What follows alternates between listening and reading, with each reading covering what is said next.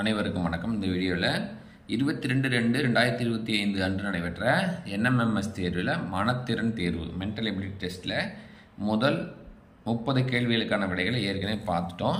அடுத்த தொடர்ந்து வரக்கூடிய கேள்விகளுக்கான விடைகளை இந்த வீடியோவில் பார்ப்போம். சரிங்களா? இப்போ இந்த முதல் 30 கேள்விகளுக்கான விடைகளை ஏற்கனவே ஒரு வீடியோ போட்டோம். அந்த வீடியோவோட லிங்க்கை இந்த வீடியோவோட டிஸ்கிரிப்ஷன் பாக்ஸ்லேயும் ஃபஸ்ட்டு கமெண்ட்லேயும் நாங்கள் பின் பண்ணி வைக்கிறோம். நீங்கள் அதை போய் பார்த்துக்கொள்ளுங்கள். இப்போ 31வது கேள்வியிலிருந்து இந்த வீடியோவில் பார்ப்போம். சரிங்களா? 31வது கேள்வி பாருங்கள். Sweet and Chor equal to 413 கொடுத்துருக்காங்க. ஈட் ஸ்வீட் ஆப்பிள்ஸ் அப்படிங்கிறதுக்கு என்ன கொடுத்துருக்காங்கன்னா 748 கொடுத்துருக்காங்க. அதற்கு அடுத்தபடியாக ஆப்பிள்ஸ் ஆர் சோர் அப்படிங்கிறதுக்கு என்ன கொடுத்துருக்காங்கன்னா 753 கொடுத்துருக்காங்க. அப்போ ஈட் அப்படிங்கிறது என்ன அப்படின்னு சொல்லி கேட்குறாங்க. இப்போ இங்கே கொடுத்துருக்கிறத அப்படியே எழுதியிருக்க பாருங்க.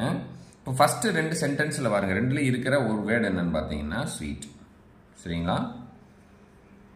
அதே மாதிரி இங்கே ஃபஸ்ட்டு 2 சென்டென்ஸ் இருக்கிற நம்பர் எதுன்னு பாருங்க. இது 4.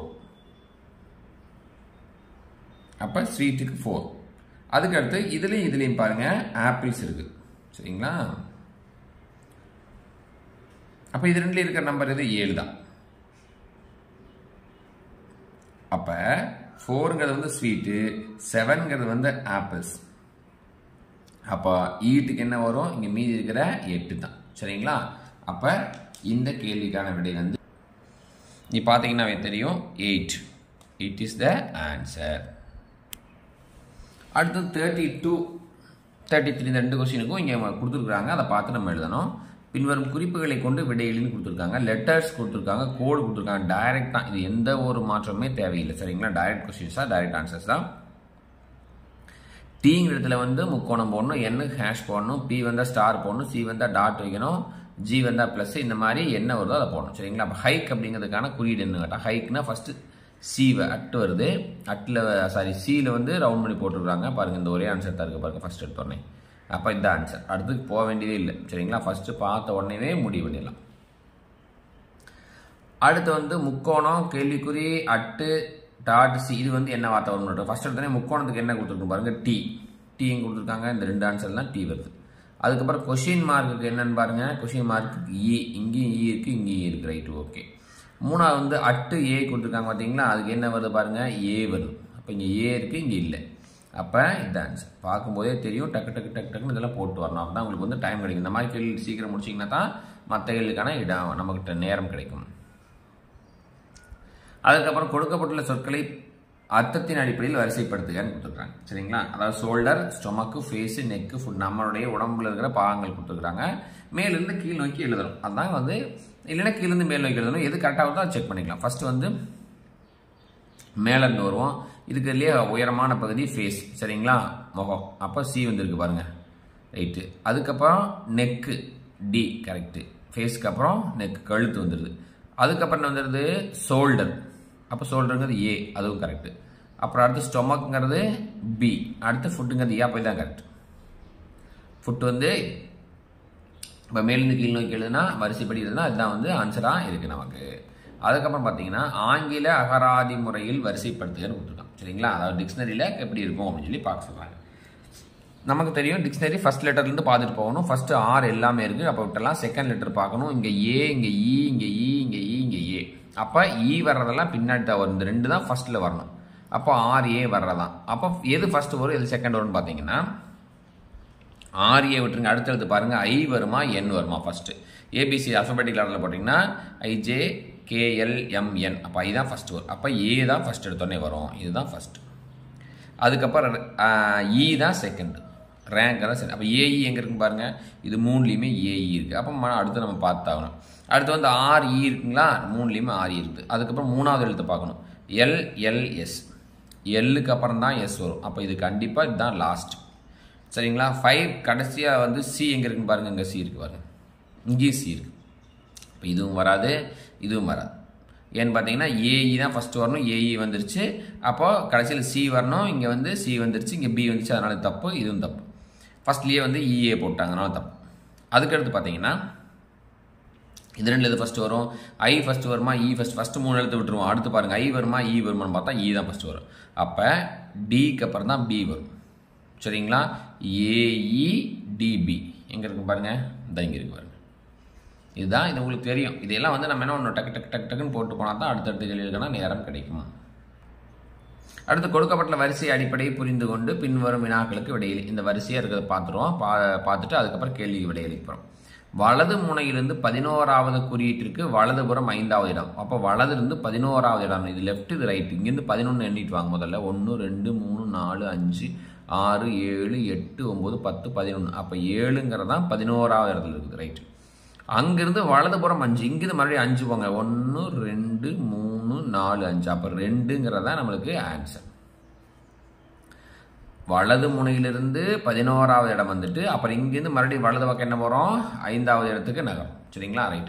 அதுக்கப்புறம் கொடுக்கப்பட்ட வரிசையில் உள்ள அனைத்து எண்களும் நீக்கப்பட்ட பின் மீதம் உள்ளவற்றில் நடுவில் நம்பரை பூரா நீக்கிட்டு மறுபடியும் மீதி இருக்கிறதுலாம் எழுதிடணும். அப்போ அதில் வந்து நடுவில் எது இருக்குன்னு கேட்குறாங்க. இப்போ பாருங்கள், அந்த நடுவில் இருக்கிற நம்பரை பூரா நீக்கியாச்சு, மீதி இருக்கிறத பூரா சிம்பிள் பூரா எழுதியாச்சு. இப்போ இதில் எது நடுவில் இருக்குன்னு பாருங்கள். 1 2 3 4 5. இந்த பக்கம் 5 லெட்டர் விட்டுருங்க, இந்த பக்கம் 5, இந்த பக்கம் 5 சிம்பிள் விட்டுருங்க. நடுவில் என்ன இருக்கும், பி அப்படின்றது தான் நம்மளுக்கு சரியான விடை. அப்போ பிங்கிறதா நம்மளுக்கு சரியான விடை. அதற்கடுத்து 38. இந்த சமன்பாட்டினை நிறைவு செய்யும் குறியீடு எது அப்படின்னு சொல்லி கேட்குறாங்க. அப்போ இந்த இடத்துல என்ன குறி வரும் அப்படின்னு சொல்லி போடணும். சரிங்களா? அப்போ தான் வந்து நம்ம வந்து என்ன கண்டுபிடிக்க முடியும், ஆன்சர் கண்டுபிடிக்க முடியும். நம்ம ஒவ்வொன்றையும் போட்டு தான் பார்க்கணும். ஃபர்ஸ்ட் எடுத்தோடனே வகுத்தல் தான் போடுவோம். நமக்கு தெரியும், பிட் மாஸில் வகுத்தல் போடுவோம். வகுத்தல் எங்கெங்கெல்லாம் வருது பாருங்கள். 3 வகுத்தல் வந்து இந்த 3 கணக்கில் 3வதாக தான் வருது. அப்போ ஃபஸ்ட் எடுத்தோடனே இது 3மே வகுத்தல் இருக்கிறனால இதுக்கு இந்த விடை வர்றதுக்கான வாய்ப்புகள் வந்து ரொம்ப ரொம்ப கம்மி. இருந்தாலும் செக் பண்ணிடுவோம். ஃபஸ்ட் இது வரலைன்னா அங்கே போய்க்குவோம். வகுத்தல் போடணும். இப்போ இங்கே வகுத்தல் போடணும். அப்போ 25 5 வகுத்தீங்கன்னா 5ன்னு வந்துடும். சரிங்களா? இதே மாதிரி தான் தொடர்ந்து போட்டுக்கிட்டே போய் வகுத்தலுக்கு அப்புறம் பெருக்கல் போடுவோம். பெருக்கல் பாருங்கள், இங்கே ஃபஸ்ட்டில் இருக்குது, இங்கே செகண்டில் இருக்குது பெருக்கல். அப்போ இதை ரெண்டையும் நம்ம வகுத்துட்டோம்னா 5ன்னு வருது. இங்கே பெருக்கல் போட்டிங்கன்னா என்ன ஆகும்னா 28 6 பெருக்கினீங்கன்னா பெரிய நம்பர் வந்துடும். அப்போ வந்து நம்ம கிடைக்கிறதுக்கான 2 கிடைக்கிறதுக்கான வாய்ப்புகள் ரொம்ப ரொம்ப கம்மி. அப்போ வந்து கண்டிப்பாக வந்து பெருக்கலை 2வதாக போடாமல் பெருக்கலை ஃபஸ்ட்டு போடாமல் கண்டிப்பாக 2வதாக தான் போடணும். சரிங்களா? ஃபஸ்ட்டு வகுத்தல் போட்டோம், அதுக்கப்புறம் இங்கே பெருக்கல் போடணும். இப்போ இங்கே 5 கிடச்சிருக்கு. ஏற்கனவே இது ரெண்டையும் நம்ம வகுத்து 5ன்னு வச்சுருக்கிறோம். அப்போ இந்த 6ஐயும் இந்த 5ஐயும் பெருக்குனிங்கன்னா 30ன்னு வந்துடும். சரிங்களா? இங்கே பெருக்கல் போடுறோம், இங்கே வகுத்து 5ன்னு வச்சாச்சு. இப்போ இந்த 6ஐயும் இந்த 5ஐயும் பெருக்கி 30 போட்டாச்சு. அதுக்கப்புறம் இங்கே வந்து என்ன இருக்குது, இங்கே வகுத்தல் போட்டிருக்கோம், இங்கே பெருக்கல் போட்டிருக்கோம், இங்கே கழித்தல் போட்டு பார்ப்போமா. அப்போ 28ல் 30 போச்சுன்னா -2ன்னு வரும். இங்கே வந்து அது கூட இங்கே 4 கூட்டணும். -2 கூட 4 கூட்டினீங்கன்னா 2ங்கிறது ஆன்சர். சரிங்களா? அப்போ வகுத்தல் கழித்தல் பெருக்கல் வகுத்தல் கூட்டல், கழித்தல் பெருக்கல் வகுத்தல் தான் 3வது விடை தான் சரியான விடை. அதுக்கடுத்து பாருங்கள் 39வது கேள்வி. A star B equal to A into B அப்படின்னு வச்சுக்கிட்டோம்னா ஹேஸ் பிங்கிறத A வகுத்தல் பின்னு வச்சுக்கிட்டா இது என்ன ஆன்சர் வரும்னு சொல்லி கேட்குறாங்க. சரிங்களா? அப்போ இதுக்கு வந்து ஹேஸ்ங்கிற இடத்துல வகுத்தலும் ஸ்டார்ங்கிறத பெருக்கலும் போட்டிங்கன்னா இந்த மாதிரி வரும். ஃபர்ஸ்ட் எடுத்தோடனே நம்ம பிராக்கெட்டுக்குள்ளே இருக்கிற ரெண்டையும் முடிச்சுக்குவோம். இதையும் முடிச்சுக்கலாம். 24 7ஐயும் பெருக்கணும். 7 4 28, 7 2 14, 14 2 16 வந்துடும். வகுத்தல் 48 வகுத்தல் 8 6 8 48. சரிங்களா? இப்போ 168 6 வகுக்கணும். 2 6 12 8 6 48. அப்போ வகுத்தீங்கன்னா 28 தான் நமக்கு வந்து என்ன வருது, விடையாக வரும். சரிங்களா? 28 தான் நம்மளுக்கு விடை. அடுத்து பிளஸ் மற்றும் வகுத்தல் இடம் மாறுகிறது, மேலும் 3 மற்றும் 6 இடம் மாறுகிறது எனில் சரியான சமன்பாடு எது? அதாவது ப்ளஸ்ஸும் வகுத்தலும் இடம் மாற்றணும், 3 6 இடம் மாற்றணும், அப்புறம் சரியான சமன்பாடு எதுன்னு கேட்குறாங்க. இது ஒன்றும் பண்ண முடியாது. நம்ம ஒவ்வொரு சமன்பாடாக வரிசையாக என்னன்னு ஃபஸ்ட்லேருந்து போட்டு பார்த்துக்கிட்டே தான் வரணும். இப்போ பாருங்கள், ஃபஸ்ட் ரெண்டையும் செக் பண்ணுவோம். 3 வகுத்தல் 6 கூட்டல் 2 ஈக்குவல் டு 1 தான் பார்ப்போம். 3 ஃபஸ்ட்டு வந்து வகுத்தல் தான் செய்யணும். 3 6ஆல் வகுத்தீங்கன்னா என்ன வரும், 1/2 தான் வரும். சரிங்களா? 3 6ஆல் வகுத்தா 1/2 கூட்டல் 2 ஈக்குவல் டு 1 கண்டிப்பாக வராது. இங்கே வருவோம், செகண்டுக்கு வருவோம். அடுத்து முடிச்சுட்டு வரலைன்னா தேர்டு போகணும். அப்படியே வரிசையாக போகணும். 6 வகுத்தல் 3, 6 3ஆல் வகுத்தா 2 வரும். சரிங்களா? 6 3 வகுத்தீங்கன்னா 2 3 6. அப்போ கூட்டல் 2 ஈக்குவல் டு 4. அப்போ 2 2 கூட்டிங்கன்னா 4 வருது. அப்போ தான் இதுதான் சரியான விடை. அப்போ அடுத்த 2 செக் பண்ணுமானா தேவையில்லை. இங்கே வந்து சரியான விடையை ரீச் ஆகிட்டதுனால நம்ம அடுத்து வந்து செக் பண்ணணுங்கிற அவசியம் இல்லை. அப்போ இதுதான் சரி. அடுத்து வந்து 41 a into B equal to A power B மற்றும் பி டிவைடட் பை ஏன்னா பி பவர் ஏனில் இதனுடைய ஆன்சர் என்ன? இதுவும் அதே மாதிரி தான் நம்ம செக் பண்ணி பார்த்துருவோம். அதை மாற்றி இந்த மாதிரி வரும். சரிங்களா? a இன்ட்டு பிங்கிறனால 2 இன்ட்டு 4னா 2 பவர் 4, 0 டிவைடட் பை 5ங்கிறனால 5 பவர் 0ன்னு போட்டிருக்கோம். அப்போ இங்கே என்ன வரும்? 2 பவர் 4ன்னு வரும். வகுத்தல் போட்டு 5 power 0 anything power 0 is equal to 1 நமக்கு தெரியும். சரிங்களா? ரைட். இப்போ அடுத்து பாருங்க 2 பவர் 4 அதோட அப்போ என்ன வரும்னா இப்போ வகுத்தல் இருக்கிறதுனால 1ஓட அடுக்கு 2 பவர் 4ன்னு வரும்.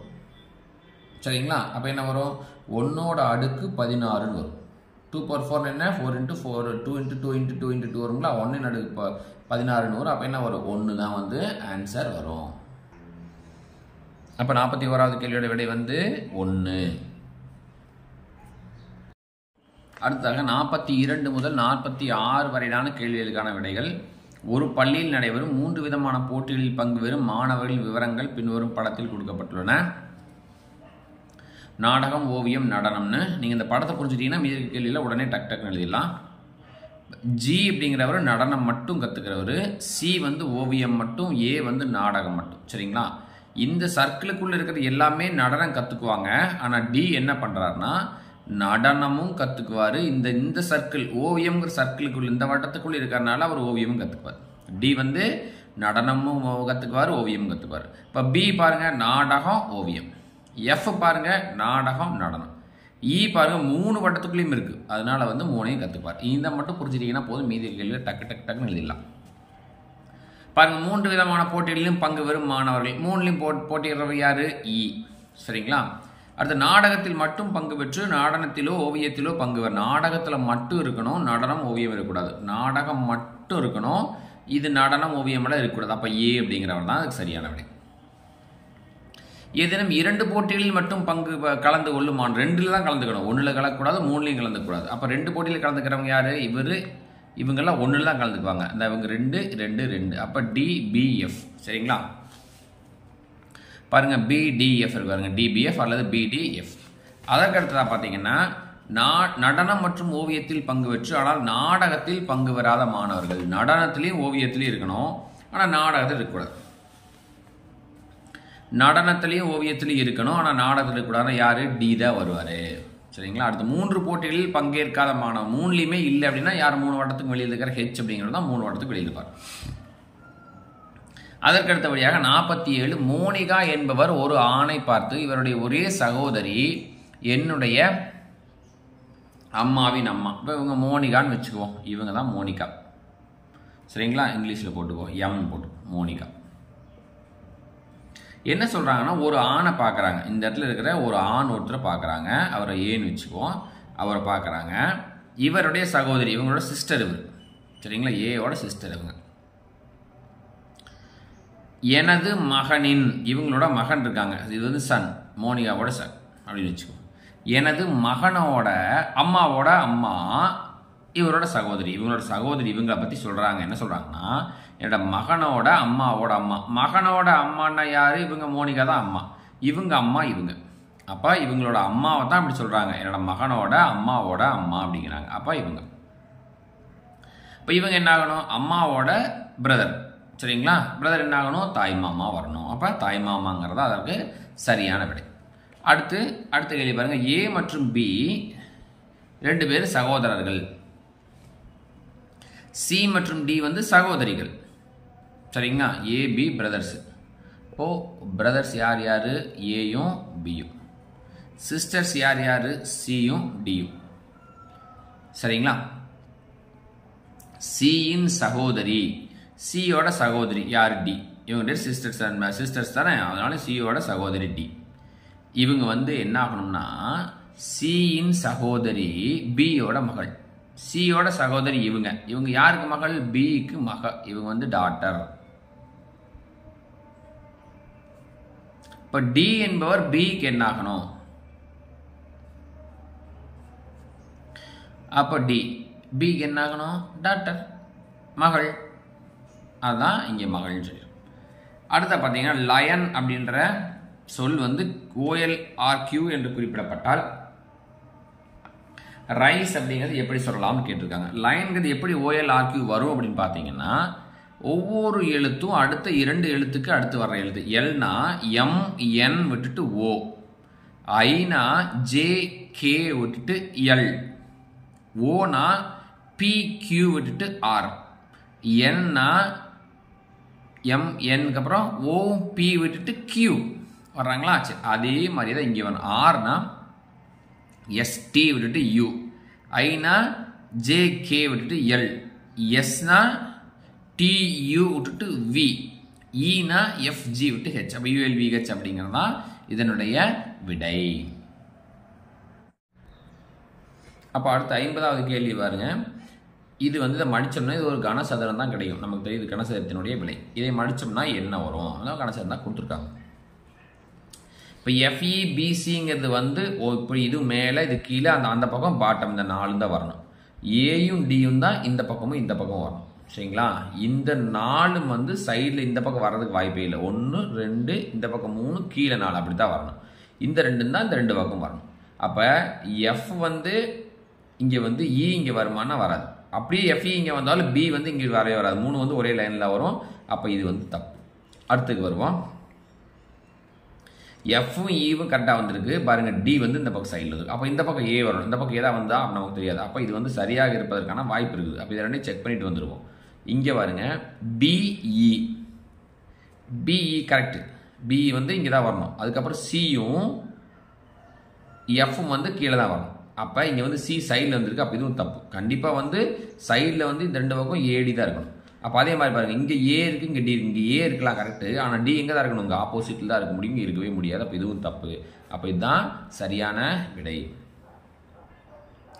அடுத்து எண்களை வரிசைப்படுத்தும் ஒரு இயந்திரம் கொடுக்கப்படும் உள்ளீடுகளை பின்வரும் படிநிலைகளில் வரிசைப்படுத்துகிறது. ஒவ்வொரு படிநிலையும் உள்ள விதிமுறைகளை கண்டறிந்து பின்வரும் வினாக்களுக்கு விடையளி அப்படின்னு கொடுத்துருக்காங்க. இது என்னன்னு புரிஞ்சுக்கிட்டா தான் இங்கே எழுத முடியும். சரிங்களா? இதை முதல்ல என்னன்னு புரிஞ்சுக்கோ. ரொம்ப சிம்பிள். இப்போ நம்ம இப்படி ஒரு நம்பர் வரிசையை கொடுத்தோம்னா ஃபர்ஸ்ட் ஸ்டெப்பில் அது என்ன பண்ணுதுன்னு பார்த்தீங்கன்னா அந்த மிஷினு, இதை நல்லா புரிஞ்சுக்கணும். ரொம்ப சிம்பிள் தான். இந்த நம்பர் வரிசையை அப்படியே வச்சுக்கிட்டு இருக்கிறதுலே லோயஸ்ட் நம்பர் எதுவோ அதை வந்து முன்னாடி போடும். அதாவது 7 வரிசையில் எழுத ஆரம்பிக்க முடியும். ஃபர்ஸ்ட் ஸ்டெப்பில் 12 கொண்டாந்து இங்கே போட்டுட்டு 12 போட்டுட்டு மற்ற எல்லாம் அப்படி எழுது. 60 30 45 55 12 மட்டும் இங்கே மாற்றிட்டு மீதி 60 30 45 55 எழுதிடும்.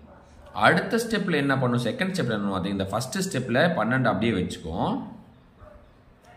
இங்கே இருக்கிறது எது லோயஸ்ட்டோ அதை முன்னாடி கொண்டு வந்து போட்டுரும். இங்கே பாருங்கள், இது 60 30 45 55 எது கம்மியானது? 30 இங்கே வந்துடும். மீதி எல்லாம் அப்படியே இருக்கும். 60 45 55. அப்போ 12 30 வந்துருச்சுங்களா? இந்த 2 மாறாது. அப்போ இந்த 2 வந்து மாறாது. அதுக்கப்புறம் 3வது ஸ்டெப்பில் என்ன பண்ணணும்னா இங்கே இருக்கிற எது லோயஸ்ட்டு? 45 கொண்டாந்து இங்கே போட்டுரும். இங்கே 60 55 வச்சிடும். ஒவ்வொரு ஸ்டெப்லையும் இருக்கிறதுலே கம்மியான நம்பர் தூக்கி முன்னாடி போட்டு மற்ற எல்லாத்தையும் அப்படியே வச்சு. அப்போ இந்த ஸ்டெப்பில் பார்த்தீங்கன்னா இந்த 3 கரெக்டாக இருக்குது. இருக்கிற கம்மியானது எது? இதுதான். அப்போ இதை தூக்கி முன்னாடி போட்டு இதை தூக்கி பின்னாடி போட்டு மீதி இருக்கிறதெல்லாம் அப்படி எழுது. அப்போ ஒவ்வொரு ஸ்டெப்லையும் இருக்கிறதுலே கம்மியான நம்பர் எதுவோ அதை தூக்கி ஃபர்ஸ்ட் ஸ்டெப்பில் வச்சுட்டு மீதி எல்லாத்தையும் அதே மாதிரி வரிசையாக எழுதுறது தான் இந்த இது. இதை புரிஞ்சுக்கிட்டிங்கன்னா அடுத்த 4 கேள்விக்கான விடைகள் மிக மிக எளிது. இப்போ நம்ம மேலே பார்த்தோம் இல்லைங்களா? அதன்படி இதை பார்த்தோம்னா உள்ளீடு 100 12 65 2 90 எனில் 2வது படிநிலை என்ன அப்படின்னு பார்ப்போம். கேட்குறான். சரிங்களா? முதல் படிநிலை என்ன வரும்னா இருக்கிறதுலே சின்ன நம்பர் இது 2 தான் ஃபர்ஸ்ட் எடுத்த உடனே வரும். எல்லாத்தையும் அதான் கொடுத்துருக்காங்க. அதுக்கடுத்து மீதி எல்லாம் என்ன வரும்? 100 12 65 90ன்னு வரும். 100 12 65 90 வருமா? ஆனால் நம்ம இது வந்து ஃபர்ஸ்ட் ஸ்டெப். சரிங்களா? இது வந்து ஃபர்ஸ்ட் ஸ்டெப். செகண்ட் ஸ்டெப் என்ன வரும்னா 2 வந்துடும். அதுக்கப்புறம் இருக்கிற கம்மியான நம்பர் 12 வந்துடும். ஃபர்ஸ்ட் எடுத்தோடனே 2 வரும். 2க்கு அப்புறம் இங்கே என்ன வரும்? மீதி இருக்கிறது பூரா வரும். 100 2 போட்டாச்சு. 100 12 65 90ன்னு வரும். அடுத்த ஸ்டெப்பில் என்ன வரும்? 2க்கு அப்புறம் 12 வந்துடும். மீதி என்ன இருக்குது? 100 65 90. பாருங்க 2 12 100 65 90. 2 12 100 65 90. அப்போ இதுதான் சரியான விடை.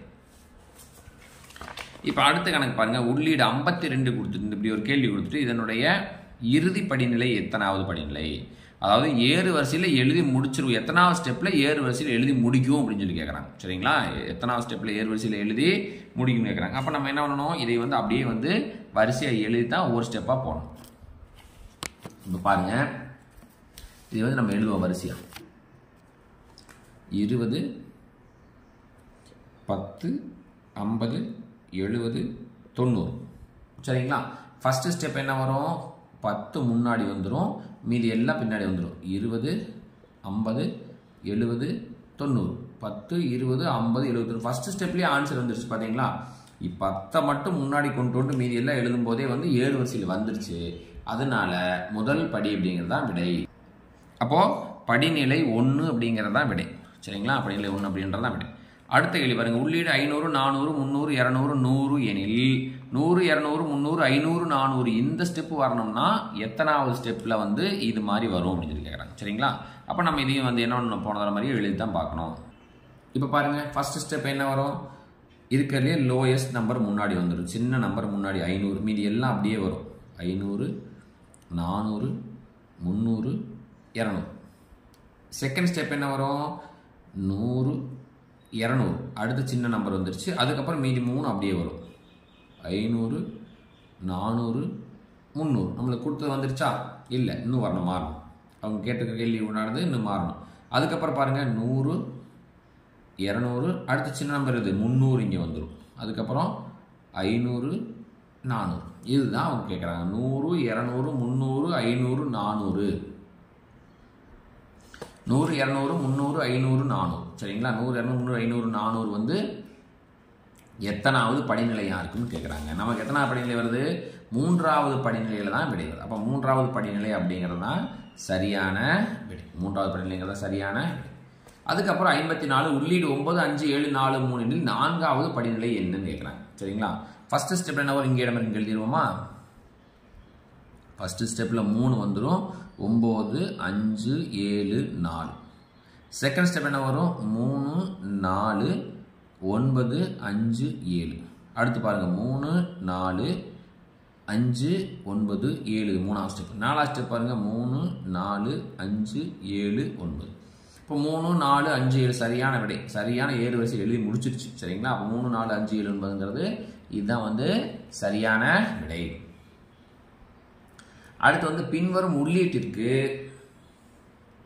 எந்த இரண்டாவது படிநிலை, பின்வரும் எந்த உள்ளீட்டிற்கு இரண்டாவது படிநிலை இறுதிநிலை அமையும். செகண்ட் ஸ்டெப்லேயே ஆன்சர் வரணும்னா இந்த 4 வந்து எதுக்கு வந்து செகண்ட் ஸ்டெப்லேயே ஆன்சர் வரும்னு கேட்குறாங்க. இப்போ ஒவ்வொன்றுக்கும் செகண்ட் ஸ்டெப் போடும். இதுக்கு செகண்ட் ஸ்டெப் போட்டால் என்ன ஆகும், ஃபர்ஸ்ட் ஸ்டெப் என்ன, 10 15 20 13 25 வரும். சரிங்களா, ஃபர்ஸ்ட் ஸ்டெப். இதுக்கு செகண்ட் ஸ்டெப் போட்டீங்க என்ன வரும், 10 13 வந்துருச்சுங்களா, அடுத்து 15 20 25. பாருங்க கரெக்டாக வந்துருச்சு பாருங்க, 10 13 15 20 25. அப்போ ஃபர்ஸ்ட் ஆன்சர் தான் கரெக்ட். ஃபர்ஸ்ட் எடுத்தோடனே வரும்போது இது ஃபர்ஸ்ட் ஸ்டெப்பு, செகண்ட் ஸ்டெப்லேயே 10 13 15 20 25னா இதோட முடிஞ்சிருச்சு ஏறு வரிசை. அப்போ இதான் வந்து லாஸ்ட் ஸ்டெப்பாக இருக்கும். அப்போ எதுதான் கரெக்ட் ஆன்சர், 55க்கு வந்து முதல் விடை தான் சரியான விடை. அடுத்த கேள்வி வந்து ஒருவர் வந்து கிழக்கு நோக்கி 10 கிலோமீட்டர் தூரம் நடக்கிறார். சரிங்களா, கிழக்கு நோக்கி 10 கிலோமீட்டர் தூரம் நடந்து பின் இடதுபுறமாக 10 மீட்டர் தூரம் நடக்கிறாரு. இடதுபுறமாக திரும்பி 7 மீட்டர் தூரம் வராரு, வலதுபுறம் திரும்பி 8 மீட்டர் தூரம் செய்கிறாரு. அப்போ தன் இலக்கை அடைகிறார்னா அவர் வந்து எந்த திசை நோக்கி நிற்பார் அப்படின்னு சொல்லி கேட்குறாங்க. இப்போ இந்த இடத்துல இருப்பார்னு வச்சுக்கோமே. இப்போ நமக்கு வந்து இது வந்து வடக்கு தெற்கு கிழக்கு மேற்கு. ஃபர்ஸ்ட் தானே இந்த இடத்துல இருக்கிறவர் 10 மீட்டர் தூரம் கிழக்கு நோக்கி நடக்கிறார். சரிங்களா, 10 மீட்டர் கிழக்கு நோக்கி போயிட்டார். அதுக்கப்புறம் என்ன பண்றாருன்னா இடதுபுறமாக 7 மீட்டர். இப்போ கிழக்கு நோக்கி நிற்கிறவருக்கு இது வந்து லெஃப்ட், இது வந்து ரைட். சரிங்களா, கிழக்கு நோக்கி நின்னா இது லெஃப்ட் இது ரைட். அப்போ அவர் வந்து இடதுபுறம் திரும்பி இந்த பக்கம் திரும்பி 7 மீட்டர் தூரம் போறார். இந்த டைரக்ஷன்ல எவ்வளவு தூரம் போறாரு, 7 மீட்டர் தூரம் போறார். அப்போ என்ன பண்ணுறா, திருப்பி மறுபடியும் வலதுபுறம் இப்படி நிற்கிறவருக்கு இது லெஃப்ட் இது ரைட்டு. வலதுபுறம் திரும்பி 8 மீட்டர் தூரம் போகிறார். மறுபடியும் இங்கே நிற்கிறார். சரிங்களா? இப்போ எந்த திசையை பார்த்துட்டு நிற்பாரு? இப்போ முதல்ல கிழக்குனா வந்தார், கிழக்கு திசையில் வந்தார். அடுத்து வந்து வடக்கு திசை நோக்கி போனார். இப்போ கிழக்கு திசை நோக்கி போகிறார். கிழக்கு புறமாக தான் நிற்பார். அப்போ 3வது விடை தான் சரியான விடை. 3வது விடை என்ன? கிழக்குன்றது தான் சரியான விடை. அடுத்து பாருங்க 57வது கேள்வி. ராம் என்பவர் தனது மகிழுந்தில் வடக்கு திசை நோக்கி 80 கிலோமீட்டர் தூரம் சென்று அங்கிருந்து கிழக்கு திசையில் 30 கிலோமீட்டர் தூரம் சென்று பின் தெற்கு திசையில் 40 கிலோமீட்டர் தூரம் சென்றடைந்தார் எனில் அவர் கடைசியில் நிற்கும் இடத்திற்கும் ஆரம்பித்த இடத்திற்கும் இடையே உள்ள தூரம் என்ன? இப்போ இதுக்கு நம்ம ஒரு படம் போடணும் இல்லைங்களா? சரி, ஃபர்ஸ்ட் வந்து இது வந்து நமக்கு எப்பவுமே தெரியும், மேல் நோக்கி தான் வடக்கு, இதுதான் வந்து வடக்கு. அப்போ இந்த பக்கம் என்ன வரும்? கிழக்கு வரும். சரிங்களா? மேலே வடக்கு, ரைட் சைடில் வந்து கிழக்கு வந்துடும். ஃபர்ஸ்ட் அவர் வந்து இந்த இடத்துல நிற்கிறாருன்னு வச்சுக்கோ. சரிங்களா? இங்கிருந்து வடக்கு நோக்கி 80 கிலோமீட்டர் தூரம் போகிறார். 80. சரிங்களா? அங்கிருந்து கிழக்கு திசையில் கிழக்கு திரும்புறாரு. கிழக்கு திசையில் 30 கிலோமீட்டர் தூரம் போகிறாரு. சரிங்களா? அதுக்கப்புறம் திருப்பி தெற்கு திசையில் 40 கிலோமீட்டர் தூரம் வர்றார். மறுபடியும் இங்கே கிழக்கு போயிட்டு மறுபடியும் தெற்கு வந்து 40. இப்போ இந்த இடத்துல இந்த இடத்துக்கு எவ்வளோ தூரம்னு கேட்குறாங்க.